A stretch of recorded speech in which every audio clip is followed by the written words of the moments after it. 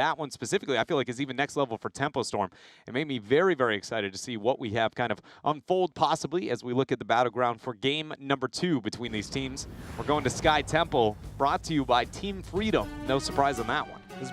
I think a major power play for them. It's one of their most successful battlegrounds. It allows them to play more of a macro style. This is very much more fitting. I think the other thing that we do have to keep in mind is the first battleground was the choice of Tempo Storm. So 2 factors there. Tempo got the map that they wanted against the team that they felt that it would work well against. It did. Team Freedom, however, taking a map that they think will work well. Also, Tempo Storm, we've talked about their struggles from that first pick position, having nowhere near the record that they had in that second pick slot. Again, coming into this weekend, that's obviously changed after their first series. Coming into this weekend, they were 9-6, and they were something like 20-3 when they were in that second pick slot. 9-6 in that first pick slot. After this weekend, obviously things are going to change, but definitely a notable thing. So Team Freedom kind of hitting on 2 fronts here. Yeah, and I brought it up in the last draft that I think that gives an advantage only in the sense of that off lane being a priority. You know, we saw the Sonya in the last game. It wasn't threatened too much by Team Freedom in the draft. So overall, it might not come to light. You know, it might not. If Team Freedom's not going to push the envelope, then it's not going to matter, right? But even if it does, I do think that first pick slot makes it to where Temple goes, you can't choke them out. We have too many options. By the time that it's their second pick, Tahaka's got to be there, you think? Yeah. We're going to start over real quick. Yeah, I had a hard time trying to figure out the MMR. You know, whoever ended up getting the DC there on the side of Team Freedom or whatever, step back for a moment. Probably their MMR is so astronomically high, nobody can touch it, and it broke the video game. Psalm. Yeah, probably Psalm. I mean, he's got his 5-digit club for a reason. The guy's pretty good. He loves the grind. But, you know, again, Sky Temple for me, Team Freedom, I love the fact that we're seeing Team Freedom approach it this way, play their style. Again, I 100% agree with you on the fact that I need to see the draft, see what type of Team Freedom I'm getting. Is it going to be, are you going to get enough of that macro control? Will an Abathur kind of be mixed in, which we've seen Abathur have really good value with that mule on this battleground, but can you do enough in the meantime? Because when they get behind, they have a hard time coming back. If Abathur's more of that pause button with the mule, you can still, an aggressive team like Tempo Storm will be like, that's nice, we're still going to force the advantage, and they'll run right past that. And that's kind of the problem, is that when you see Team Freedom run into teams that are willing to do that, they've struggled a little bit. Team Freedom, again, has a phenomenal macro control when it comes to battlegrounds like Sky Temple, Infernal Shrines. That's why we see it banned against them so often. I think this is going to be the map where I think they can even it up. I do think that there are a lot of teams. Team Freedom is not the only one that kind of suffers from this, but I think it's the most extreme case, you know, of that idea of having an idea of how the opponent's going to be playing into you, and if they, you know, failed to do so, how you can adjust on the fly, be able to deal with that. Temple Storm used to be absolutely kind of abysmal in that avenue. They have very much improved in that area to where they're one of the most, you know, successful on the fly. But originally it was, if things didn't go to plan for Temple Storm, kind of began to fall apart very quickly, and they couldn't figure it out within time. And it feels like Team Freedom, the passiveness that they kind of have, is also kind of hinging on that. As we're still waiting to get into the draft here for you guys, ladies and gentlemen, it's having some struggles here. Somebody's trying to break it. Yep. Well, I mean, Tempo Storm, Dreadnought, it's kind of been a talking point for so long, is that they were the death ball composition, and, you know, obviously we've covered this already, but the death ball composition and then adapting their draft style. I'm not terribly sold on that last game and how it would hold up on other battlegrounds. The Sonya, yes, does work well on that. You look at battlegrounds where Sonya does work well, Infernal Shrines, we've seen a little bit of it on Dragonshire. You look over at EU, they run it all the time on some of their teams. But then the Tracer as well. The Tracer, obviously, we've seen, we were worried. Did Tracer fall off from the changes? But it actually seems to be having a pretty big impact here in the competitive scene still. And I think that's a lot more active, a lot more of that sustained damage. Tempo Storm's draft is going to be another point that I want to keep an eye on, is that obviously the solo lane with Glaurung, but their adaptive style after the Clash has been the biggest change for me of any team that we've seen coming back from Clash.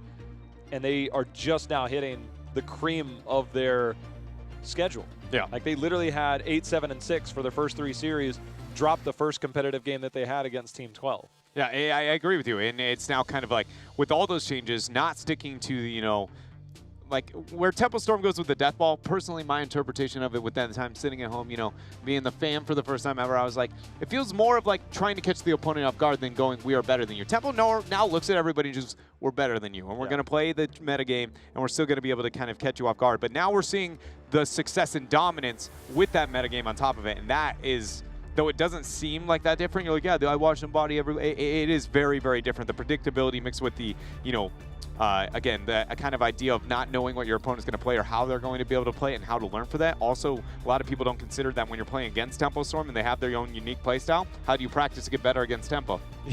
You have to play against Tempo Storm. And if they aren't willing to scrim you or you aren't above the, you know, kind of echelon to qualify under their scrim partners, then that means you are not going to find yourself anywhere closer to understanding how to take out the top of North America.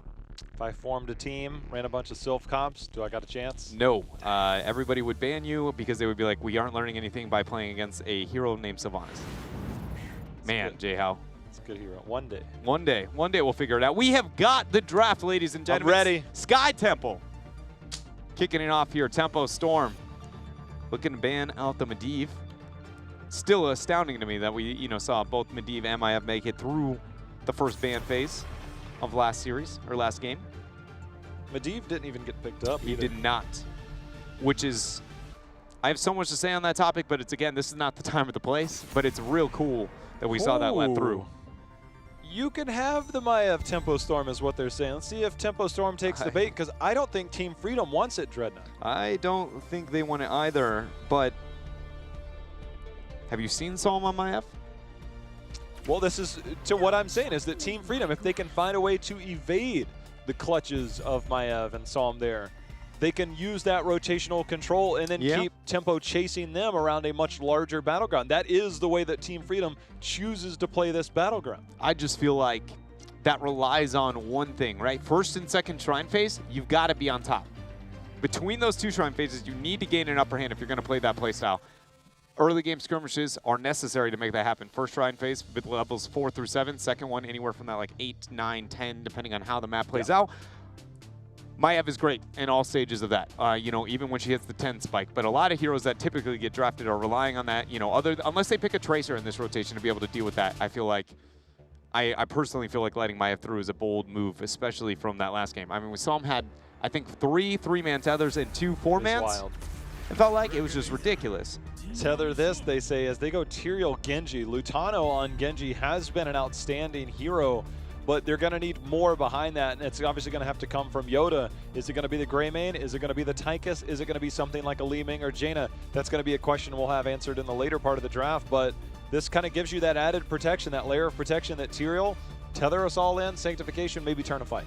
So I want to, again, based on the last draft and what we saw from Team Freedom and the dominance on Tempo Storm, Team Freedom has not committed anywhere at the draft so far, and they didn't need to. I'm not putting that on them whatsoever, but they're drafting so far, kind of blanket slated, like a lot of teams should here. What we see in the 3-4, if it is still cookie-cutter offensive dive composition, I am very much still feeling the same way I felt about the last one. That last one was just the Team Freedom special. Now do we see the, just pick those kind of all-in compositions, not catering to what we see in this draft live and maybe, you know, to our opponent's individual strengths. It's just it's a major concern that I have here, and it's a lot of it's going to be displayed. The 3-4, I think, that's all she wrote, you know, depending on how it goes down. Uther Garrosh, though, a lot of armor. On that 2-3 spot on the side of Tempo Storm, most notably, no side laner, no Dahaka, no potential Blaze there. That stands out to me a bit. Yeah, it does. It's exactly what I thought Tempo would be looking for in that first pick slot, so interesting choice. Well, part of it is, and correct me if I'm wrong, I'm hoping I'm remembering this correctly, but I believe it was just the series the other day for Team Freedom that Nasmus was being more of the Tyrael player and Zugrug kind of flexing over. So Nasmus, who's considered your normal solo laner, if that, I mean, but before this weekend, there was a lot of games for Zugrug. That was his most played hero coming in this weekend with 10 Tyrael games. And that was out of 38, so almost a quarter of their games he was on the Tyrael. Now we're seeing a little bit of a change-up. You could easily go back to that. But after what we saw in our previous series of Team Freedom, maybe Tempo's like, well, look, if that's going to be your off-laner, then maybe we're okay not picking up the Dahaka or Blaze here. We went as deep as she could on the timers here, and we ended on a Greymane. Not wanting to deal with maybe a one-shot all-in. Yeah. The flip back into stun and the cursed bullet, we've seen a little bit of that. Yeah, you know, Ishbu had a hard time surviving on the Tyrael when he was kind of faced with that just the other day. It's a lot of damage output potential. So on that kind of same note that I was talking about before, it's just going to be, I'm trying to figure out what backliner I would want to see for the Genji Tyrael composition for it to fall under those parameters of like that cookie cutter comp that I'm thinking of. I don't think Junkrat really does it so much so. The support would very much be, I mean, if Malfurion's let up, you're going to go with the Malfurion, but you may actually cater more towards the Rhaegar to be in that all-in dive, but I don't think you can risk the Malfurion pickup. That Mind Tempo Storm may end up just banning it out anyways. There's a Tracer instead. I think that's a lot safer. Yeah, but I don't know if I've seen Yoda on Tracer. Here's one thing I will tell you about Yoda. He's a player that I don't doubt to be able to play those one-off heroes that you never see him play really sink him well. Like he originally made his name, I feel like in solo queue wise, like at least just based off of the unique ones, like the Abathurs, you know, busting out being the one tricks kind of for a short period of time. Then goes in the pro scene, you know, bring out the Li Mings, a couple other heroes, gets a lot bigger there. I just feel like he is that guy who's like, yeah, I actually play that one. Hey, much like Prismat. What was that hero you were talking about? Yeah, that he made his name for? But I feel like Prismat's another one of those guys you can put on like anything and you can expect a pretty competent, you know, kind of performance. Well, there's the Abathur on Sky Temple. We know where that comes in. But winning the early game skirmishes are going to be a little bit more difficult for Tempo Storm. You have a lot of escape mechanics. You have the global there on the side of Dahaka. A lot of heroes that can avoid a little bit of damage. But this is all in on the Genji because that's going to be a Lutano Genji who it's his most effective hero. And if you just dive in against the composition that wants to bring you in, you know, the Garrosh, Uther, Maiev, they want you in there. They want to get those stuns. They want to get those taunts. This might be one way to accomplish that, but a lot of it's going to rely on Dahaka for the key brush stocks to get behind that, land the isolation, things like that. Also puts a lot more pressure into what I'm assuming to be a Blaze off lane. Yeah, it's going to be picked up, and Tychus is the backliner. Puts a lot more pressure on the Blaze off lane with the Abathur. Always kind of on that, you know, side soak. Mainly because the Abathur hat, normally you used to see Dahaka be pretty much a bully to almost anybody in the 1v1. Add an Abathur hat on top of it, it becomes even more problematic. Luckily, Blaze holds its own there, so it's more of a kind of even trade. But because Dahaka has a global, Abathur has one, that forces Blaze to rotate a couple waves early, which gives a free wave for Abathur. You know, that adds up over time. This would be a situation where it's like, man, Karazim would really fit well with your composition. Then you look at the other side, you see Uther, Maiev, Garrosh, Blaze, and you're like, oh, this... That's right. Wow. Maybe not so much, but you know what? They're going with it. This is all in. This is when Team Freedom, right? Last game, they're like, let's stay back with the Tassadar, Hanzo, Stitches. Let's play fish. Catch nothing. Passively just kind of stand like me there. fishing every day. You know, whenever I try to go Literally fishing. just like, Dred just does it to watch it go out and come back. It's just like. That's why I play video game fishing games if I'm going to fish, because at least that way I know I'm going to catch something, you know? Do people still play? No, I don't actually play fishing games. I was just letting you know I'm a terrible fisher is really all I wanted to let you know. But yeah, playing the fishing hook, you know, playing the offense or slow play of last game. This is them now coming out guns blazing. What we hope to see from Team Freedom, knowing that this matchup was going to, you know, have such a high impact. Yesterday, you did the whole spectrum thing on this is one end of the spectrum, this is the other. Kay. For Team Freedom, this is one end of the spectrum to the complete opposite. I feel like they're much better when they're in between there. But that being said, this is a draft that I can get behind a lot more than I could last game. It fits the map. I think it definitely fits a way that they can win. And it's not a year old. And that makes it easy for me to get behind compared to the last one. Here we go. Game number 2. Team Freedom up against Tempo. I do agree with you. I think the Karazim was beyond risky for Freedom to commit to. I guess if you can make sure and get that sanctification down, this is a rare moment where I look at Maiev, I look at Blaze, you have the bunker. This might be a D-Storm game. Okay, so I'm not raising this for, you know, a counter argument so much there, but as much as it is, I think it's a thought process that, you know, everybody should kind of consider. When you say that statement, right, when you're building a composition, when you list the Karazim and you say, but if the sanctification can go off, right? Now let me change the Karazim with almost any other hero that might have a higher impact in the exact same situation, and if it hinges on the sanctification, why don't you drop the other one? Because if it all hinges on the exact same thing, then why would you in fact go for the lower impact? What I'm trying to raise as a thought process here is that when you are selecting those heroes, you shouldn't be considering through a vacuum. That every time that you are approaching that through a vacuum, you're going to find yourself in a much harder position, and you can, in theory, if you don't draft for a vacuum and don't play in a vacuum, then you're going to be going down. You know, who might wish that he was in a vacuum, or at least his home little bunker there, is going to be glowing there on Blaze, getting caught out. Freedom talks about wanting to pick on him, and it's coming to light here in Game 2. That's one way to start, and I think it obviously worked out well there. Now let's see if they can get aggressive. Obviously, Karazim, moving in can get some siege damage. Obviously, Dahaka's moved to the bottom. Abathur just kind of casually soaking mid. See if they can push in at all. I also want to see the priority on the camp. So we can see Uther's already started the siege camp, but it looks like Team Freedom, they're willing to concede that. But I really worry that if they don't get structures down here, then their siege camp on their side might get taken. All right, they're willing to back out, and I think a lot of that was just the return damage.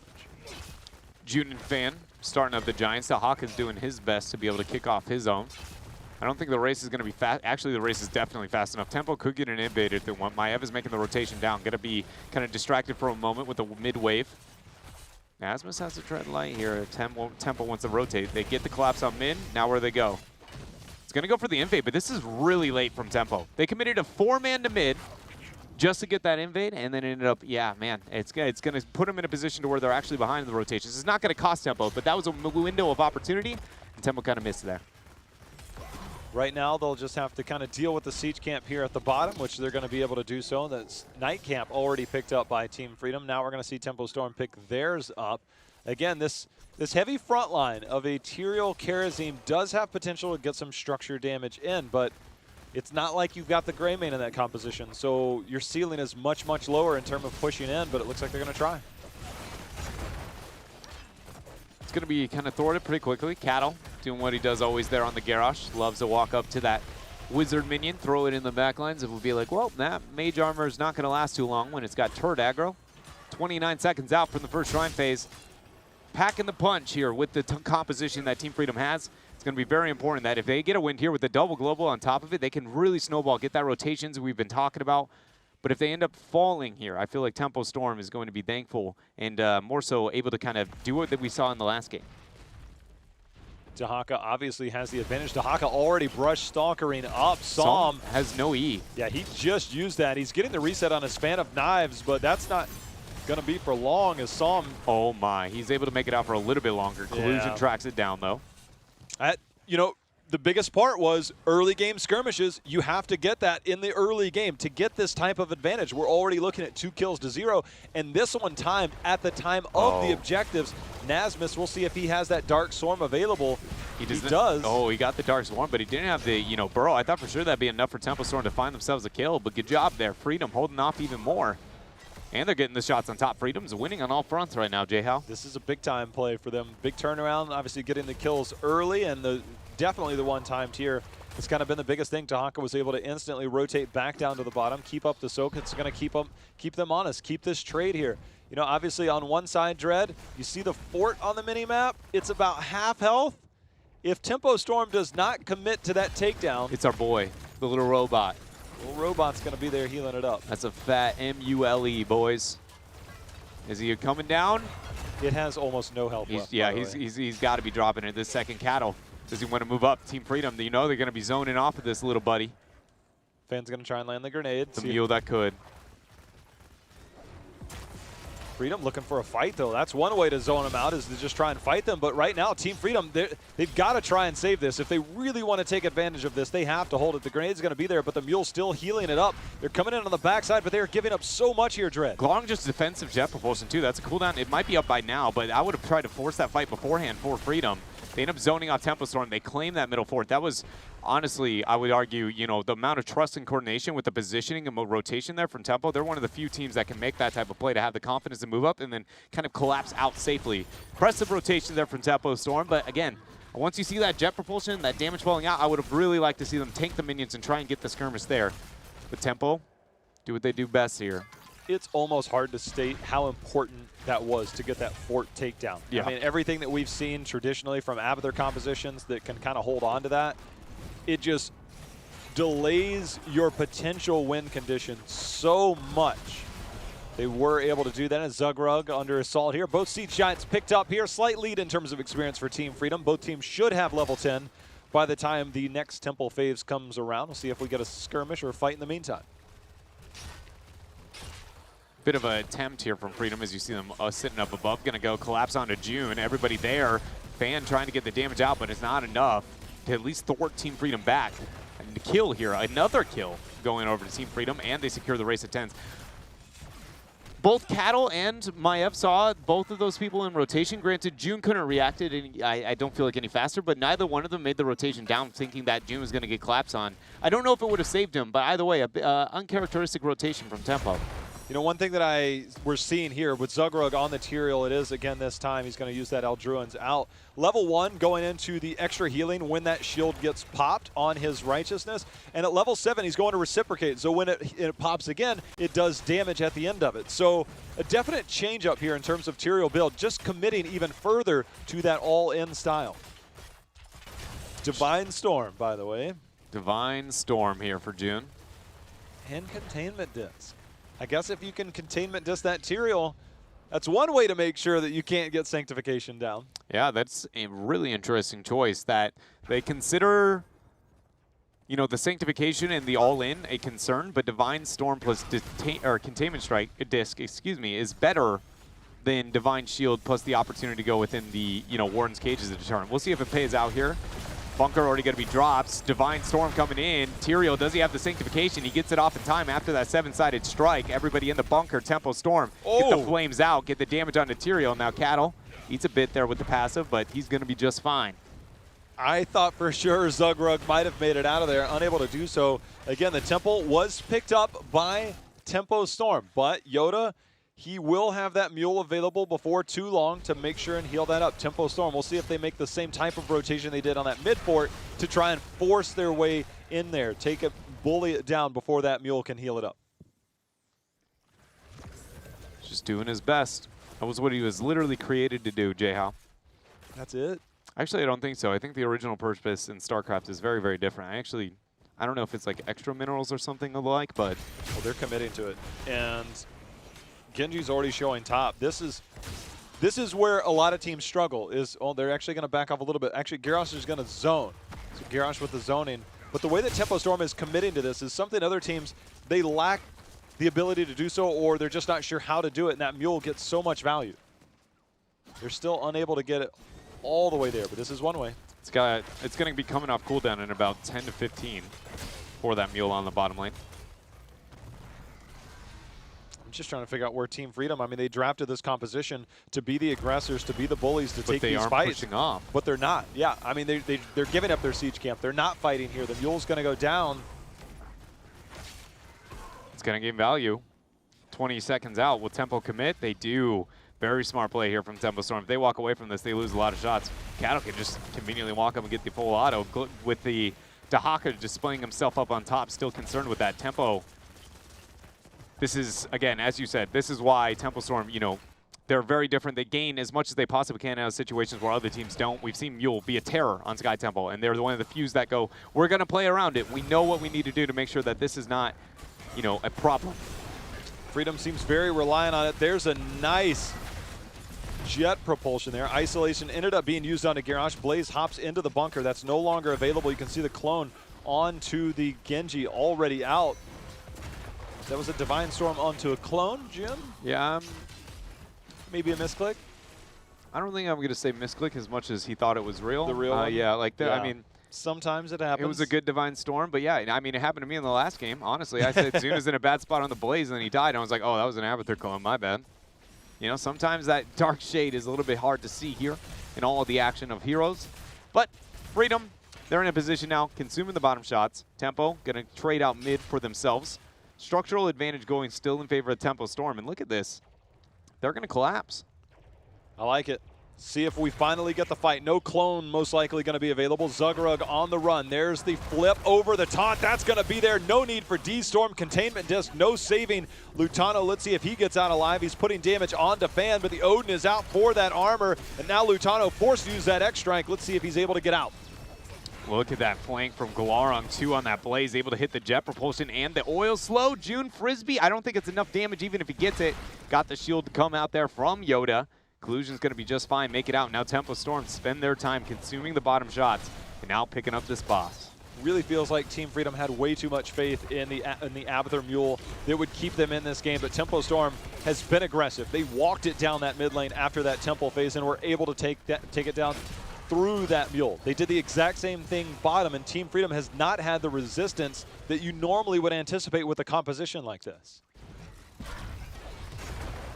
What's the answer here for Team Freedom as Tempo Storm now with their 16s can pick up that bottom keep for themselves?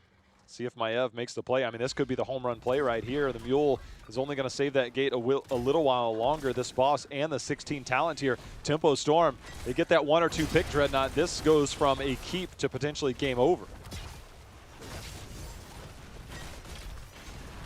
Jet propulsion thrown out by Glaw. Abathur and Dahaka doing their best to get the split push match, but that is not going to trade the 5-mana Tempo Storm. And if they stay there too long, they may just end the game again. This is an early game boss, and it's not likely to get lethal, but a 3 versus 5 is very easy to force for Tempo Storm with a 16 advantage. And there they go. Try and get the blow up onto the clone. Genji deflect is going to be used. Yoda Swift strikes out. Bunker down. Complete lack of siege damage here is the boss still sitting about 25% health. There's the taunt though directly on to Tyrael. The Divine Storm, no sanctification as he gets completely locked down. The trait of Tyrael not enough as Psalm's going to use that vault for safety, instantly turning on Lutano, and this is spiraling out of control for Freedom. Yeah, Clarence now good to just get the jet propulsion there onto Collusion, and with that all being said and done, 3 members of Team Freedom end up dropping, and Tempo Storm is going to go dominantly take game number 2. Well, maybe not dominantly. If you look at the first 3 kills, all over to Team Freedom, but that's where it stopped. Tempo was like, yeah, we'll take the next 7 and go ahead and write this one as a GG. Tempo, I like what I see. I am in the exact same boat. Normally, I'm like, Tempo, you're winning, but you aren't getting as much as you can. Tempo is gaining in every situation as much as they possibly can. They are not letting up an inch against Freedom. I really wondered if it was going to be a draft thing. This time they're drafting well. Their shot calls are going really well. Their understanding of what we can do with the temples, when we need to rotate off. That rotation from mid to bottom was brilliant. That was brilliant. So recognizing it, June's like, hey, look, I used my heroic on that clone, so I'm pretty sure they don't have a clone anymore. Maybe we should go down and fight. Yeah, and what also they did, for anybody who doesn't know, Glarung stood mid the whole time. They actually acted like they were consuming those shots and they're going to play passive. You know, Freedom goes, oh, well, if they're going to stay mid, we'll take the shots on bottom. But, you know, they maintained there. They already had that 1 pick, and knowing the clone's going to be down, they know it's an even trade. That's Glarung getting shots, but not giving information on the rotation, but then forcing the 4 versus 4 where you have an advantage. And then conveniently, more importantly than anything, you have a choke cutoff. I will say I think Lutano and friends sitting on the shrub definitely should have shown themselves and not let their Tyrael get 100 to 0 for nothing. But that was more, again, Tempo Storm taking something rather than, you know, Freedom necessarily giving it. It's exactly kind of what we expect and what we want from Tempo Storm. So things definitely kind of turning around. They had a really, you know, competitive series on Friday. They dropped it, but I mean, against a team like Team 12, that caliber, you know, you're going to have these tough series sometimes. They weren't able to pull that off here against Team Freedom. Again, this is the only team before this weekend to take down Tempo Storm, but they do find themselves up 2-0 in pretty good fashion. Again, outside of the early game of Sky Temple, they've done extremely well through these first 2 games. Yeah, they have done very well, and we're going to see if they can continue that on a game number 3. But first, we got to go to a quick commercial break. When we come back, more here from Team Freedom and Tempo Storm.